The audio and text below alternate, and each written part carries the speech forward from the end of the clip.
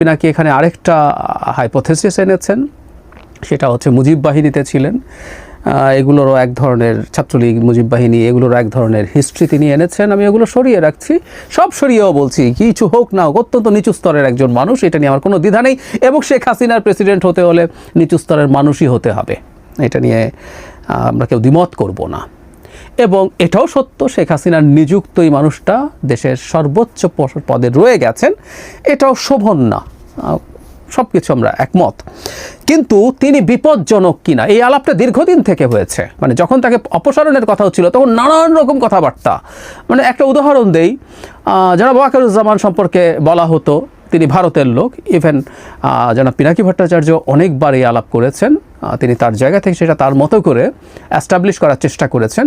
এবং আমাদের দেশে অনেকে বলেছেন যে ইনি ভারতের লোক, শেখ হাসিনার লোক, একই সাথে প্রেসিডেন্ট ভারতের লোক, শেখ হাসিনার লোক, সুতরাং তারা দুজন মিলে জরুরি অবস্থা জারি করে দিয়ে নাকি কী কী করে ফেলবেন। আমি অনেককে একই আলাপ